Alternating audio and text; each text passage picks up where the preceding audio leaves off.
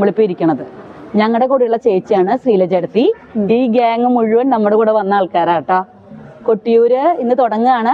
കൊട്ടിയൂർക്കുള്ള പോണ വഴിയാണ്. ഇന്നലെ കണ്ണൂർത്തെ ക്ഷേത്രങ്ങളൊക്കെ തൊഴുതു. ഈ ഞങ്ങളുടെ കൂടെ ചേട്ടത്തി ഉണ്ടല്ലോ, ഒരുപാട് കഥകൾ അറിയുന്ന ആളാണ്. അപ്പൊ ഈ മൃദംഗ ശൈലേശ്വരി ക്ഷേത്രത്തിനും ചില പ്രത്യേകതകളുണ്ട്. പക്ഷെ ഇടയ്ക്ക് പൂർണ്ണമായൊന്നും അറിയില്ല അല്ലേ? എന്നാലും കുറച്ചൊക്കെ അറിയാം. എന്നിട്ട് ഇടത്തി പറയൂ, ഇവിടുത്തെ പുഴയുടെ കുളത്തിലെ ഇതുവരെ പറയൂ എന്താന്നുള്ളത്. ഉണ്ണായി വാര്യര്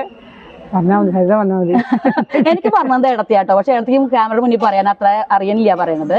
അതായത് നമ്മുടെ ഈ കഥകളിയുടെ സ്ത്രീരൂപം ഉണ്ടല്ലോ, ചിട്ടപ്പെടുത്തുമായിരുന്നു അദ്ദേഹം കഥ. അപ്പൊ അദ്ദേഹത്തിന് ഓർമ്മ കിട്ടണില്ല എങ്ങനെയാണ് അത് ആ രൂപം വരണ്ടേ. അങ്ങനെ അദ്ദേഹം അങ്ങനെ ഭഗവതിയെ വിചാരിച്ച് കിടന്നു എന്ന് പറയണു. അങ്ങനെ സ്വപ്നത്തിൽ വന്നിട്ട് ഭഗവതി പ്രത്യക്ഷപ്പെടുകയാണ്. ഈ സ്ത്രീരൂപം ഇങ്ങനെയായിരിക്കും എന്ന് പറഞ്ഞ് കുളത്തിൽ നിന്ന് പൊന്തി വന്നു എന്നാ പറയണേ. അപ്പൊ വ്യക്തമല്ലാത്തൊരു രൂപം കണ്ടു, അതിൽ നിന്ന് ചിട്ടപ്പെടുത്തി. അതുപോലെ കലാദേവതയാണ്, കലാ ഉപാസകർക്ക് വേണ്ട എല്ലാം ഐശ്വര്യം തരുന്ന ദേവതയാണ് മൃദംഗ ശൈലേശ്വരി. പിന്നെ ഇവിടുത്തെ വിഗ്രഹം കുറേ പ്രാവശ്യം മോഷണം പോയതാണ്. പക്ഷെ പുറത്തേക്ക് ഇറക്കുമ്പോഴേക്കും വിഗ്രഹത്തിന് വെയിറ്റ് വന്നിട്ട് തിരിച്ചിവിടെ തന്നെ കൊണ്ടുവയ്ക്കാന്നാണ് പറയുന്നത് കേട്ടത്. നമ്മുടെ ക്ഷേത്ര ദർശനമൊക്കെ നന്നായി അല്ലേ ഇന്നലത്തെയൊക്കെ?